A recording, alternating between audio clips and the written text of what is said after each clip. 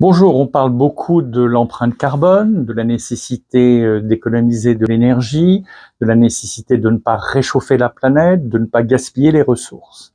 Et on se dit que les patrons ne devraient pas prendre des avions privés, qu'ils ne devraient pas avoir des maisons de 400 mètres carrés surchauffées, etc. C'est très bien. Mais la réalité, c'est que c'est la masse de la population qui voyage qui justement crée cette empreinte carbone.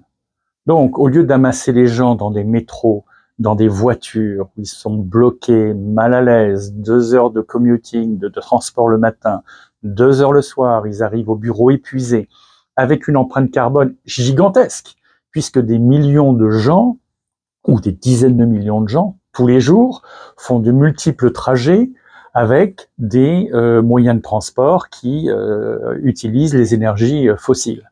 Et quand c'est pas les énergies fossiles, c'est les nouvelles énergies, mais qui demandent aussi pour fonctionner une part d'énergie fossile, etc., etc. C'est sans fin. Alors comment réellement réduire l'empreinte carbone? Eh ben tout simplement, on peut travailler de chez soi. Aujourd'hui, c'est pas seulement un gadget, un trend, ou qu'on fait simplement dans les situations extrêmes, Covid ou autres.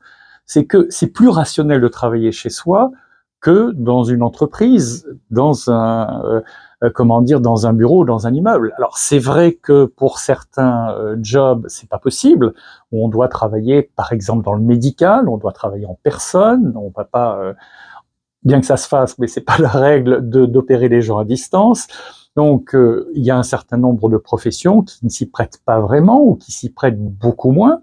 Mais on a aussi des visites médicales à distance, etc. En tout cas, pour la plupart des jobs, on peut les faire chez soi à 50, 80 ou 100% au lieu de se rendre dans le centre des villes et de surchauffer les immeubles, etc., etc.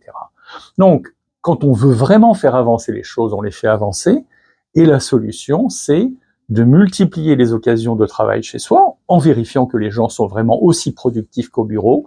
Et si c'est bien fait, ils le seront encore plus. Et tout le monde y trouve son compte. C'est en tout cas dans cette direction que le monde du travail, dans le monde entier, est en train de s'orienter.